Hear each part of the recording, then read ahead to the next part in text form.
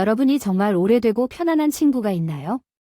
정말 1년에 몇 번 만나지 않아도 어제 헤어진 것처럼 어색하지 않고 어떤 말을 해도 이해해주고 마음을 터놓을 수 있는 친구가 있으면 얼마나 소중한지 알 것입니다. 우리는 살아가면서 이런 소중한 인연, 소중한 친구를 몇 명 만날 수 있을까요? 제 아버지 이야기를 해보겠습니다. 우리 아버지의 어린 시절은 대부분의 집이 농사를 짓는 집이었습니다. 할머니, 할아버지도 농사를 짓으셨어요. 가족이 작게 벼농사를 짓고 집 주변에는 채소를 심고 키웠습니다. 아버지를 키우는데 어려움이 많았지만 힘이 좋은 할아버지는 다른 집에서도 도와주시기도 했습니다. 아버지가 15살 정도 될 때 할아버지는 아버지가 공부에 소질이 없다고 느껴 공부를 그만두게 했습니다.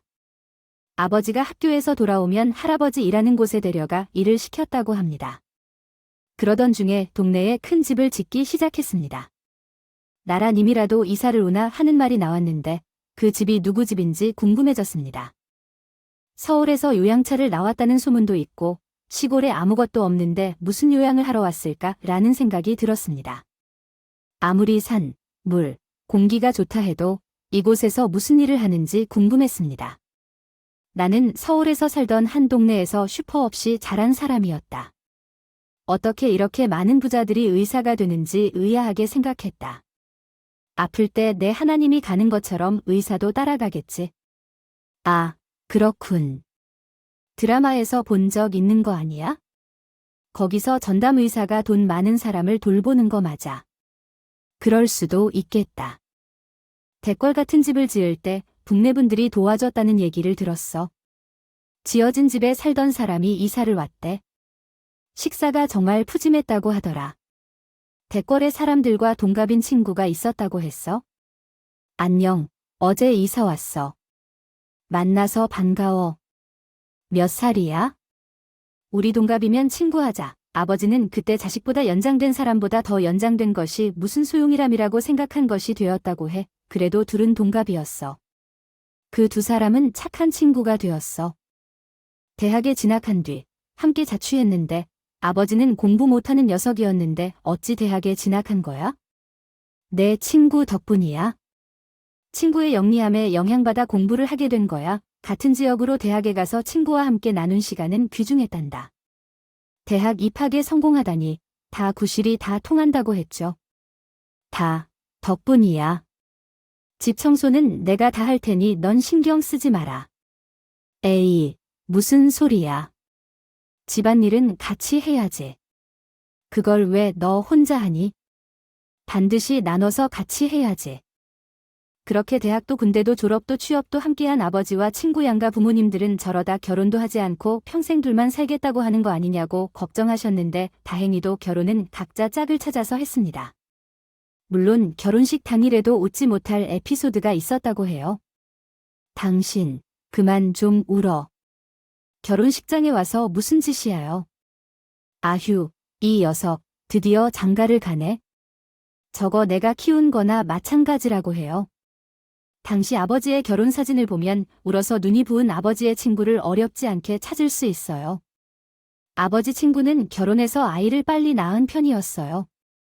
아들만 둘을 낳은 아버지 친구는 어렵게 딸을 얻은 우리 아버지를 엄청 부러워했죠. 유달리 기억력이 좋았던 저는 사실 아직도 생생하게 기억나는 하루가 있어요. 그날은 아버지 친구의 가족들이 우리 집으로 놀러온 날이었어요.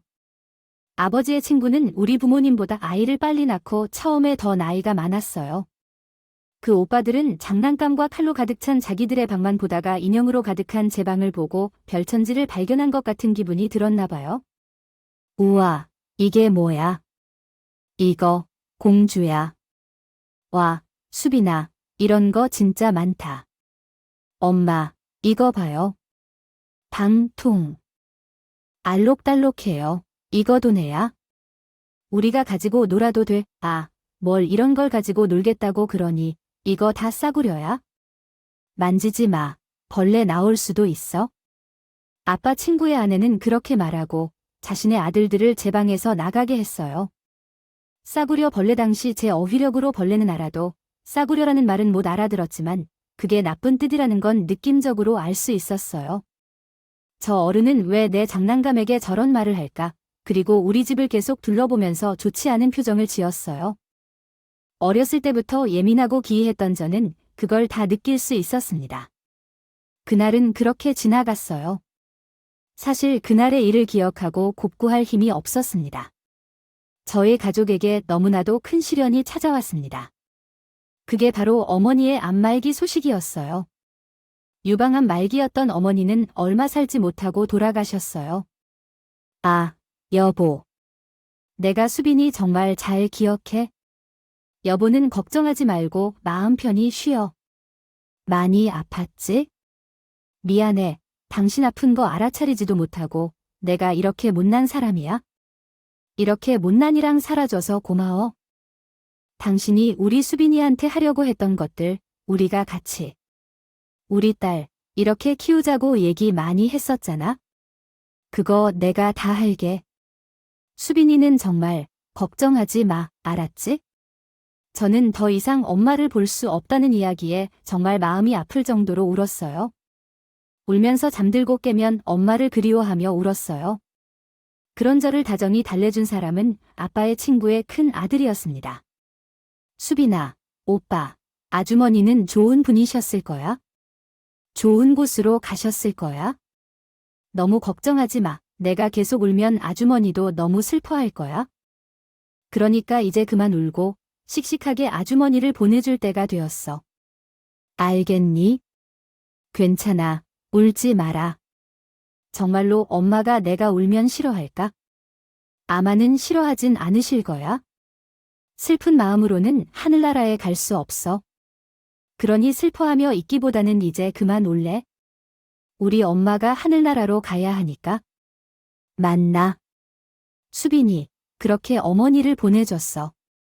그 후로 시간이 흘렀어요. 저는 중학생이 되었고 아버지를 닮아 공부에는 소질이 없었어요. 대신 맛에 민감했고 초등학교 6학년 때부터 음식을 직접 만들기 시작했죠. 공부는 소홀했지만 맛에 대한 열정은 언제나 있었어요. 방학 때 아버지 친구 가족들과 시골에 내려갔었어요. 거기서 아버지와 아버지의 친구가 처음 만난 곳이었죠. 당시 그들이 머물렀던 집은 너무 낡아서 거의 무너지기 직전이었어요. 아버지의 집은 궁궐처럼 멋있었죠. 당연하지. 지금은 시간이 변했지만 처음 주었을 때 얼마나 멋있는지. 나는 멋있던 모습이 상상이 되지 않아 가만히 있었다. 수민아, 이리 와봐.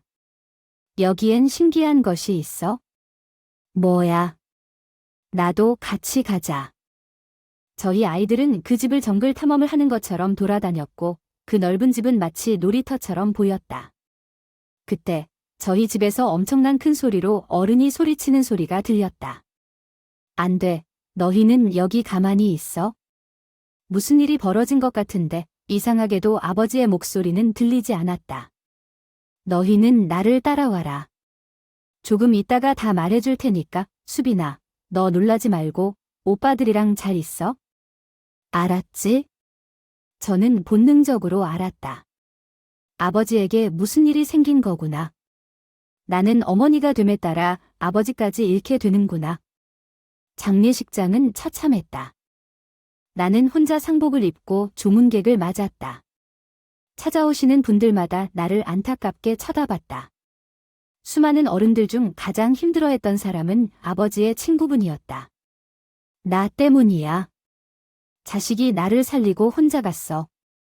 왜 그랬어? 이 바보야. 안 그래도 되는 방법 있어요. 해서 수빈이 혼자 이렇게 왜 가면 어떻게 남겨거리해 목동 물어 아빠. 너 별로 할 수 있으니까 돼 상처 어떻게 알고 그런 거니까 여태껏 나를 살리는 위해 희생하는 호울 같은 성별 없다. 손도 놀라지 마 아저씨 널 배신지 보고 결혼하고 때 당분간 책임질 있어 있지. 그 자리에서 이 말을 들었던 모든 사람은 마음에 견디기 어려운 것 같고 생각했어. 왜냐하면 아버지를 기억으로 가서 가족이 저를 기다리고 있었거든. 왜 여기 계세요? 널 안고 데리고 있으려면 너 어디야 어디 이거 우리 집이야 너 차례로 널 위반할게 고대구가 통하지 않았지. 그럼 아버지 딸이야 상냥한 애를 혼자 살게 하죠. 자신이 걱정할 필요는 없고 아버지 집에 가서 너무 빨리 집 가고 필요한 짐부터 고르자마자 그러면 잠깐만 기다려 주세요. 제정신이 안 와서 방에 들어서니 아버지의 친구 부인이 나를 따라왔었어요. 우리 가족에서 살짝 꿈속에 생각조차 않았단 말야. 그렇게 내는 당신. 뭐가 거리도록 발휘하고 있대. 정리하지 제대로 빨리 여기 있어요. 결국 니는 그렇게 날 설계돼요. 아버지의 친구네 집에서 내가 거주한 게에 이게 시골에 있는 것만큼 화려했다. 아버지 친구가 나에게 방을 만들어주는 것은 일도 아닌 것이라고 말했습니다. 그는 아버지와 함께 지냈던 방보다 더 큰 방을 제 방으로 만들어 주었습니다. 부족하거나 갖고 싶은 것이 있으면 무조건 말해도 된다고 했고 눈치 보지 말라고 했습니다. 또한 누가 괴롭혀도 아저씨에게 다 말하라고 했습니다. 정말 고마워하고 있습니다. 아저씨가 이렇게 배려해주지 않아도 제가 잘 지낼 수 있었는데 아저씨가 섭섭해하지 않도록 해야 한다고 말했습니다. 수빈이는 아버지 어머니 보다도 소중한 존재라고 했습니다. 그 집에서 혼자 지내는 게 얼마나 무섭겠냐고 걱정하지 말라고 했습니다. 그리고 아버지 어머니를 보고 싶을 때는 아저씨에게 말하면 그날은 모든 업무를 미루고 아저씨가 수빈이를 데리고 아버지 어머니가 있는 곳으로 데려다 줄 것이라고 했습니다. 어렵게 생각하지 말라고 말했습니다. 정말 괜찮으니까 눈물이 나오더라고요. 몇 년이 지났지만 그 집에서 있던 일들을 설명하기 어렵습니다. 리뷰를 해드릴까요? 추는 대로 먹지 말고 뭘 안 먹겠다며 내가 하는 음식이 맛이 없니? 라며 말했습니다. 아이가 맛 없을 수도 있지 라며 아왜 소리를 질러 하면서 내 배 아파서 온데 가거나 낳은 아이도 아닌데 라며 당신 얘 좀 적당히 라고 말했습니다. 아들로 자식을 간주하지 못해 조용히 말해야 한다. 너희들이 우리 자식이 아니라고 말하지 마라. 너는 제대로 해. 넌 이렇게 안 먹을 거면 앞으로 내가 밥 안 만들 걸. 너희들도 제대로 행동해라. 여기서 누구 편을 들고 말고 하는 건 무의미하다. 계속 그런 태도면 나도 그렇게 할 거다. 수빈이가 여기서 어떻게 지내야 하는지 알아두라고 말했다. 내가 받았던 밥은 맛이 없었다. 그리고 새우 알레르기가 있어서 새우 반찬을 먹을 수 없었다. 그리고 그게 다 아니라 다정한 아주머니가 해주셨던 음식은 전혀 맛이 없었어. 나는 음식에 매우 예민한 편인데 정말 맛이 없었거든. 아버지의 친구의 아들은 나를 아주머니처럼 좋아하지 않았다. 아저씨는 너무 용돈을 많이 주고 엄마가 없을 때 나에게 요리를 배우게 해줬어. 그 용돈을 모아서 나는 요리를 해 먹었고 둘째 아들은 나에게 요리에 소질이 있다고 했어. 하지만 아버지의 친구 아들은 나를 좋아하지 않았다. 결론적으로 내가 집에 온 이후로 썩 좋아하지 않았다. 엄마의 회색머리가 얼마나 늘어났는지 모르겠어요. 아빠가 당신을 아끼는 것은 나도 머리로 이해하지만 너도 조심스럽게 행동했으면 좋겠어. 조금 짜증이 나니까 나도 이해 못해. 그렇게 상처받지 않는다고 말하는 건 아니잖아. 아버지와 어머니를 잃고 정말 어떻게 살아야 할지 많은 고민과 걱정이 있었어. 아저씨 덕분에 편안하게 살고 있잖아. 그래서 학교를 그만두고 돈을 빨리 벌어야 한다고 너는 생각하지만 실제로 그렇게 쉽지 않아. 아버지가 돌아가고 보험금을 받았지만 그 돈을 쓰지 않고 남겨뒀어. 그 돈으로 사업을 해보려고 하는데 너야말로 그게 쉽지 않다고 생각해. 아직 학생이니까 나쁜 의도를 가진 어른들이 다가와서 돈을 빼앗길 수도 있어. 내겐 지지해주는 아저씨가 있잖아. 주말엔 아무런 일도 없었어. 그 아줌마가 뭐라고 그럴 수 없어? 어제 형이 집에 오랜만에 왔어. 대학생이고 이제 곧 군대에 가는 준비를 하면서 친구들과 선배 후배들과 함께 식사를 하는 중이래. 그래서 계속 밖에서 지내고 집에 들어왔지. 아주머니는 전화 중이셨고 서로 반가운 마음으로 인사를 하다가 아주머니가 갑자기 전화를 끊고 손을 잡으면 안 된다고 막 소리를 지르셔. 악수도 못하고 그냥 서로 손을 잡았지. 흔들지 않을 거야. 그래서 다른 이야기를 하고 조용히 방으로 들어갔어. 그랬더니 반 친구가 따라와서 아들을 넘볼 생각은 하지 말라고 막 그러더라. 나는 아무 생각이 없었지만 대충 응했어. 그러자 갑자기 서랍을 열어서 속옷 정리가 뭐냐고 소리쳤어. 속옷을 편하게 넣어놓는 것도 정리하는 것도 왜 그렇게 중요한지? 수빈아, 너 우리 집에 와서 살래?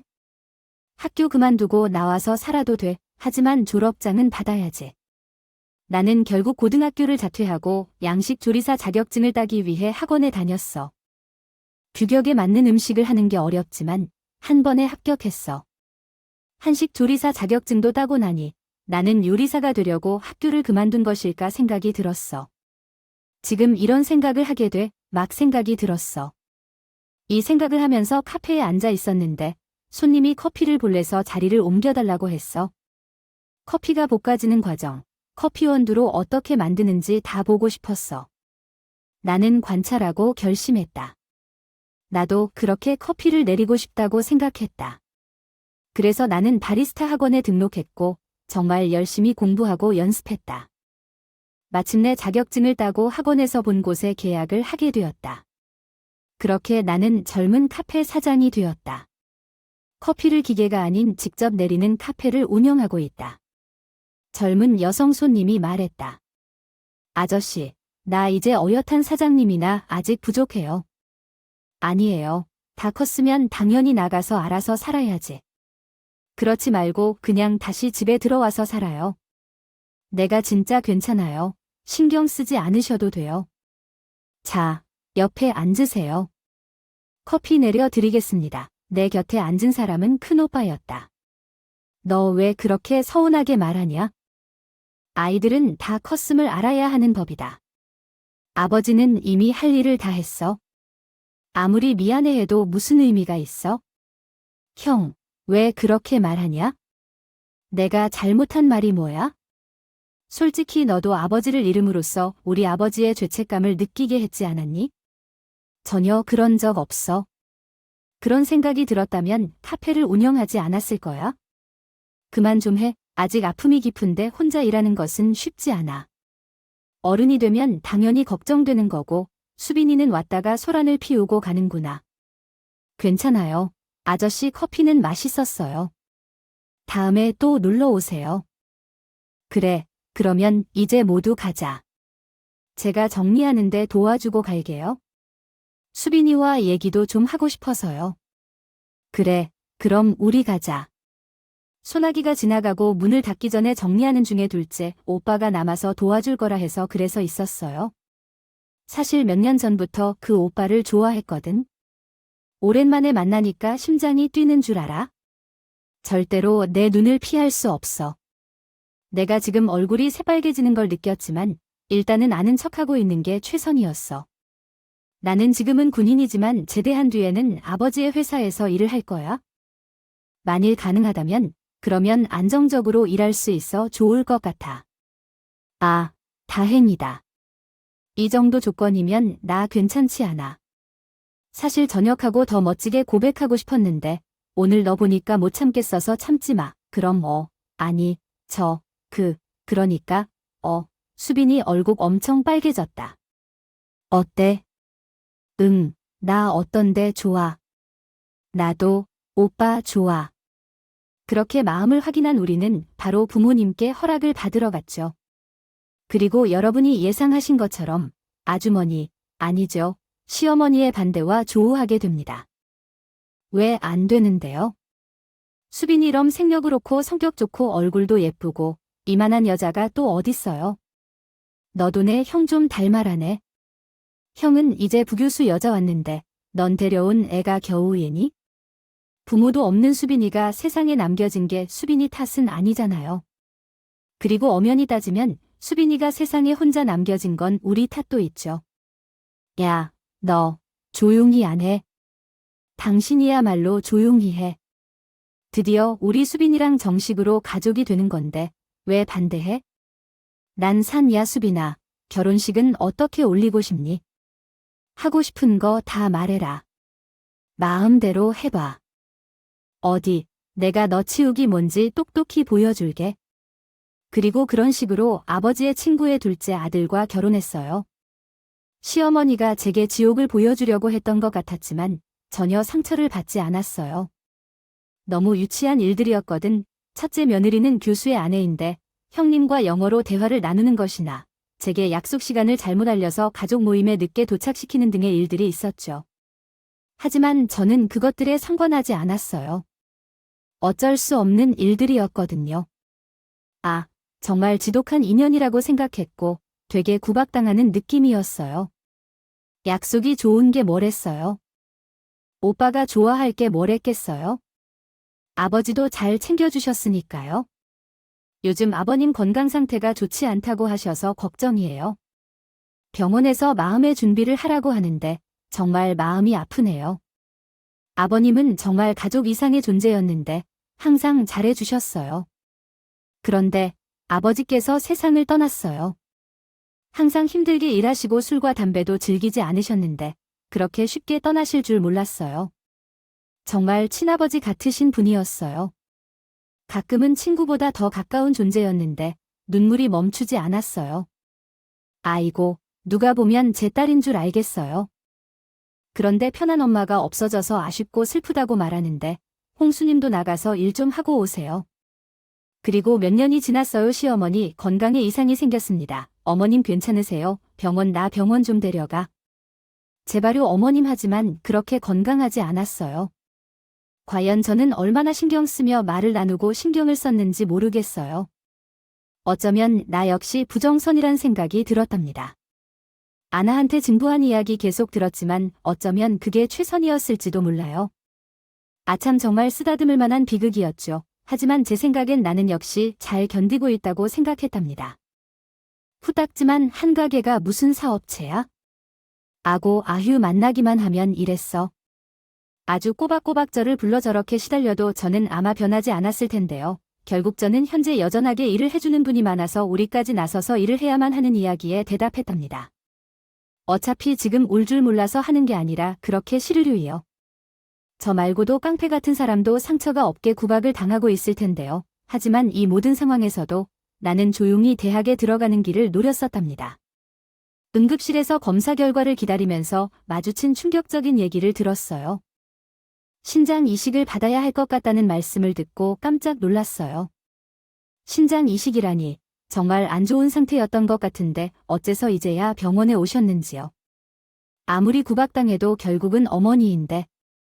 카페에서 아르바이트를 하다가 시어머니가 아이들을 돌보러 하러 왔다. 동서가 힘들어 보인다 말했다. 나는 지금 시험이라서 바빠서 도와주란 말했다. 학생들이 중요하다면 알아서 하세요. 어머니가 찾아왔다. 이제서야 나를 만나러 왔구나. 어머니, 늘 바빠서. 방학에 만날 거야? 형님, 넌 자주 안 오고. 연수가 있어. 친구는 날 깨고 일도 안 해도 된다고 했지만 어째서인지 어머니의 건강이 걱정이었다. 시어머니를 힘들게 보내고 싶지 않아 조심히 살펴보았다. 신장 이식을 해야 할 것 같아요. 가족들도 와서 검사를 받아봐야 해요. 하지만 형님과 아버님이 바빠서 오지 않았다. 그런데 기적이 벌어졌어요. 신장이 어머니와 맞아 떨어져서 어머니의 건강을 챙길 수 있게 되었습니다. 당신을 만나기 전에 저는 정말 어떻게 살았을까요? 저의 남편과 만나지 못했다면 이 어려운 세상에서 어떻게 살았을까요? 정말 감사합니다. 당신을 만날 때까지 많은 어려움이 있었지만 우리 엄마로 인해 검사를 먼저 받아야 했고 쉽지 않은 수술을 받아야 했는데도 불구하고 바로 도와주겠다고 했어요. 정말 감동받았어요. 어머님의 건강과 관련된 일인데 꿈꾸는 시간 따위 어디예요? 당연히 빨리 해야 하죠. 어머니께서 무사히 신장이 이식되어 건강을 회복하셨다고 하니 정말 기쁩니다. 만약 수술이 성공하지 않았다면 정말 이 세상에서 살 수 없었을 거예요. 왜 그러세요? 저에게 했던 나쁜 짓들을 잊을 수 없겠죠. 하지만 저를 용서해 주실 거죠? 저의 착한 마음을 아시면서도 저를 괴롭힌 저의 행동들은 벌을 받을 거예요. 저는 주름진 손을 잡을 때 감사했습니다. 우리 가족이 되어 주셔서 정말 감사합니다. 사실 저희 아버지는 딸을 정말 낳고 싶어 했었어요. 하지만 당신을 만나기 전에 당신이 우리 둘째 아이와 결혼한다고 말했을 때 부모님은 아마 세상을 모두 가진 기분이었을 것입니다. 저희 두 사람에게 모두 감사합니다. 어쨌든 혼자 세상에 남아있는 제게 안전한 울타리를 만들어 주셨습니다. 정말 감사합니다. 어머니, 우리 가족이 되어주시고 돌봐주셔서 정말 감사합니다. 수빈아, 우리 며느리, 사실 할머니도 마찬가지입니다.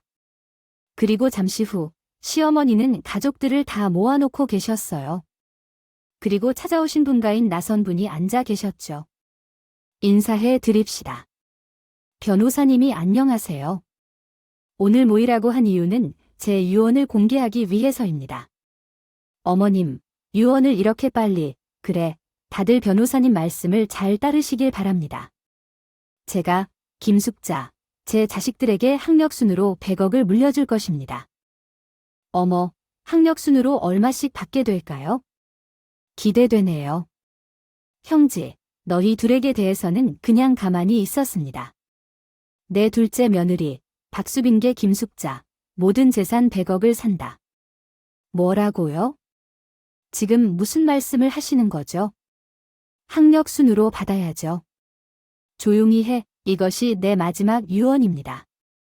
뜻이야 이 유언장은 앞으로도 결코 변하지 않을 것이므로 그런 점을 잘 알아두세요.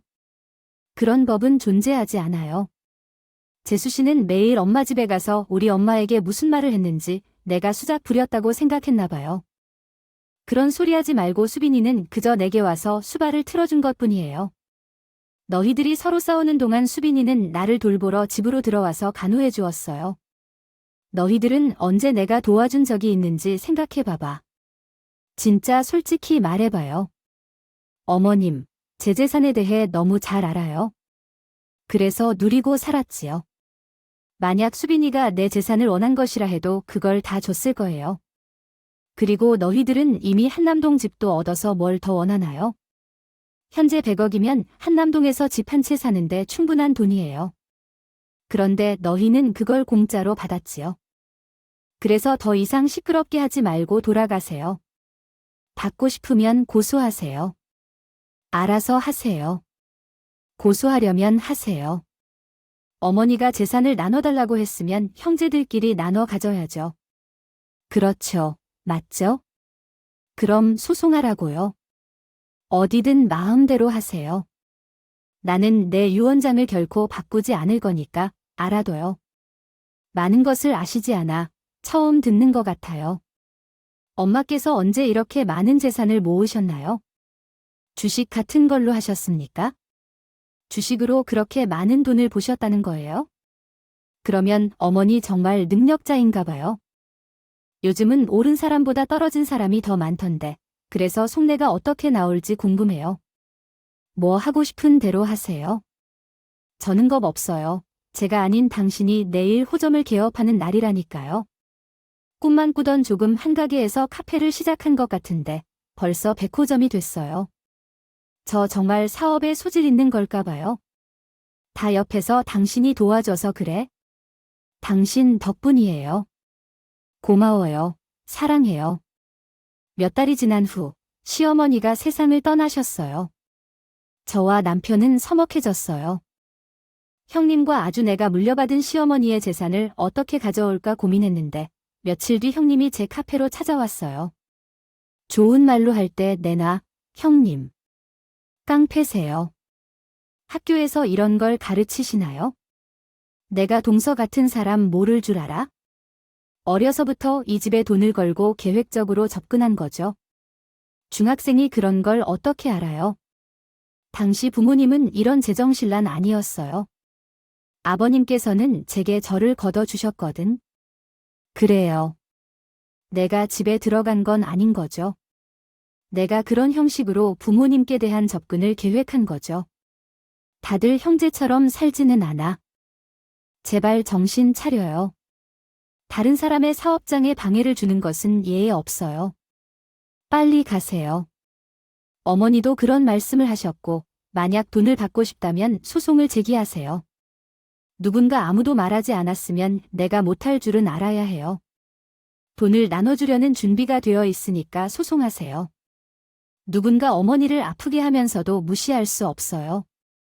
난 어머니를 모십니다. 어떠한 이유도 없어요. 어머니에게 많은 상처를 주었지만 어머니의 건강은 중요합니다. 그 형님이 어머님에게 신장이식을 권할 때 검사도 하지 않았잖아요. 그 사실이 정말 역겹고 어처구니 없어요. 왜 그분은 검사를 받지 않았을까요? 어머님께 신장을 받아줄 정도로 자기 손가락도 못 헤어낼 텐데 결국 그 일로 더 일찍 돌아가셨어요. 너처럼 결심이 없는 사람이 신장을 받고 돌아가다니 무슨 소리를 하는 건가요? 그렇다면 당신은 어떤 수표가 있어요? 국민체조를 펼쳐 여러모로 고민을 터뜨리고 있는 고민 양반의 이야기를 들려드리겠습니다. 어쩌다가 이렇게 된 일인지 정말 대단하다 생각해요. 어떤 마음이 무슨 생각이었는지 이야기 속 주인공들의 이야기를 다시 한번 더 들려드리면서 모든 것이 잘해지길 바래요. 처음이자 끝이었던 소금 이야기로 마법을 부리고자 했다네. 행운을 빕니다. 그거 좋아했나요? 그러니 안도가 되더라고요. 유전자 검사도 해볼까 생각했어요. 어른인 제가 더 감싸고 보호해 줬어야 했는데, 에이, 어머님. 그때 얘기는 나기로 했죠. 그래, 카페 사업은 잘 되는데 곧 백호 섬을 열 것 같아요. 아이고, 우리 아들 밥 굶을 일은 없겠네. 부인이 돈을 잘 벌어서 이 사람 절대 굶기지 않을 거예요. 어머니 걱정 마세요. 뻔뻔한 건 알지만 나도 좀 챙겨줄게요. 당연죠. 어머니를 챙기고 모셔야죠. 저 없으면 누가 우리 어머님을 챙기겠어요. 시어머니는 카페로 돈을 많이 벌고 계신 걸 다 알고 계셨어요. 그런데도 생전의 유산을 저에게 물려주셨어요. 그동안 어머님은 정말 많은 생각을 하셨단 거죠. 솔직히 시어머니도 시어머니 마음대로 하실 거잖아요. 저희가 뭐라 할 입장 아니에요. 그러나 아주버님과 형님은 난리를 치니 그래서 잘했으면 콩고물이라도 받았겠죠. 소송하라고 하셨는데 아직 소식이 없어요. 그래서 시어머니가 물려주신 돈을 더 좋은 곳에 쓰기로 했어요. 사랑재단의 꿈은 있지만 돈 때문에 포기하는 학생들을 지원할 거예요. 그 학생들이 자유롭게 꿈을 펼칠 수 있도록요. 어릴 적 부모님이 모두 떠나셔서 아버지의 친구가 저를 키워주셨어요. 따뜻한 보살핌을 받으며 자랄 수 있어서 정말 운이 좋았던 것 같아요. 지금은 100개 이상의 카페를 운영하는 사장님으로 성공했습니다. 아버지께서는 제 목숨을 친구를 위해 희생한 바로 그분이었어요. 그런 희생을 나는 따르기 힘들 것 같아요. 하지만 아버지는 그랬지 않으셨죠. 그런 아버지의 희생 정신을 이어받아 사회에 나누어주는 삶을 살고 싶어요. 누군가에게 손을 내밀어 도움을 주고 싶어요. 그래서 재산을 상속받았을 때 이를 좋은 곳에 쓰고 싶었어요. 그래서 남편과 함께 재단을 만들었고 돌봐줄 어른 없는 아이들이 꿈을 이룰 수 있도록 돕고 싶어 했어요. 이 장학재단은 많은 학생들에게 도움을 주었고 많은 분들의 도움으로 여전히 이어지고 있습니다. 직원들이 매일 듣는 이야기가 있어? 오늘 왜 보자고 했어? 너 회사 그만두게 하려고 뭐 그러면 나 뭐 먹고 살려고 내가 너 굶어줄게 둘 것 같아. 우리 재단에서 일해볼 생각 없어? 연봉 협상은 물론 연차, 월차는 물론 너희 워라밸을 지킬 수 있게 주사일 근무. 대표님, 제가 뭐부터 하면 될까요? 으이야, 제대로 조건도 안 들어보고 달려들지 마. 대신 나도 친구가 아니라 대표로서 너에게 정식으로 제안하는 거니까. 너도 진지하게 생각하고 결정해줘. 알았지, 당연하지. 그래서 대표님, 제가 뭘 하면 되냐니까? 친구는 고등학생 때 처음 만났어요. 어찌 그렇게 소문이 빠른지 제가 부모님이 안 계시다는 걸 같은 반 아이들은 금방 알더라. 그랬고 부모가 없는 것 치곤 너무 멀끔하게 다니니 그게 또 이상했나 봐요. 학교에 온갖 소문이 다 돌았는데 그때 그 소문을 믿지 않았던 사람이 친구가 유일했고 그리고 이때 저를 많이 위로해줬던 또 다른 사람은 그때 둘째 웃다 바로 지금의 편이었죠. 정말 힘들었어요. 친구는 항상 제 옆을 지켜줬어요. 그리고 학교 끝날 때 같은 반을 했죠. 제가 학교를 그만둘 때 가장 마음에 걸렸던 게 바로 이 친구였어요. 내가 학교를 그만두면 얘는 누구랑 같이 점심 먹고 학교 끝나고 누구랑 같이 떡볶이 먹으러 가지. 전 꿈을 위해 배우는 걸 포기했지만 친구는 공부를, 우리 아버지는 공부가 많은 친구를 만나 대학에 진학했어요. 하지만 저는 공부가 많은 친구를 만나도 성적이 오르지 않았어요. 그래도 친구를 혼자 두고 학교를 그만둔 결정은 아직도 마음 한구석에 남아 있어요. 어머나, 네가 아직도 그 이야기를 하니? 사실 인생은 혼자 왔다가 혼자 가야 하는 것이라고 생각해. 그리고 네가 그만둔 후 새로운 친구들을 만나면서 그래도 괜찮았고 지금도 괜찮아. 알겠니? 알겠어. 재단을 통해 많은 학생들이 꿈을 이루기 시작했어. 어떤 학생은 재능을 살려 유학을 떠난 것도 있고, 어떤 학생은 사업을 시작한 것도 있지. 그리고 돈이 없어서 꿈을 이루지 못하는 학생이 없도록 장학금을 꾸준히 지원하고 있어. 나는 그런 억울한 학생들이 없길 바라며 친구와 함께 재단을 운영하고 있어. 재단 덕분에 대학에 진학할 수 있었고 등록금과 생활비를 받아 대학 생활을 이어나갈 수 있었어. 그래서 이제는 저와 같이 어려운 학생들을 도와주고 싶어. 도움이 필요한가요? 나는 기꺼이 도와드리겠습니다. 제가 생각했던 소년들의 인생의 변화가 시작되는 이야기를 들려드리겠습니다. 처음으로 자비롭고 독립적인 삶에서 함께하는 것이 얼마나 큰 감동인지 느낄 수 있는 것이 좋겠어요. 대표님, 이것을 받아주세요. 이게 뭔가요? 이 익명 후원 금액이 크다고. 500억 원, 누가 그렇게 많이 준 건데? 정말 이름도 없이. 진짜로 이렇게 큰 후원금이라니 너무 감사한데 어떻게 감사를 표현해야 할까요? 지금 너무 놀라서 손이 떨리네요. 숫자를 잘못 적었다고 생각했는데 어찌하여 우리가 사업을 시작할 수 있을 것 같네요. 네, 우리가 이제 그 작은 기숙사를 지을 수 있을 것 같네요. 정말 집이 없지만 안전한 곳에서 살 수 있도록 도와주고 싶던 아이들이 많다는 이야기를 들었거든요.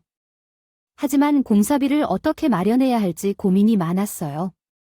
팔 수 있는 것을 팔아야 할까 싶을 정도로 말이죠. 하지만 여러분들이 지속적인 후원을 해주셔서 또 다른 꿈을 이룰 수 있을 것 같습니다. 여러분의 따뜻한 마음에 진심으로 감사드립니다. 기숙사가 지어지면 다시 찾아올게요. 여러분께서도 나눔과 사랑으로 가득한 날이 되시길 바랄게요. 그럼 안녕히 계세요.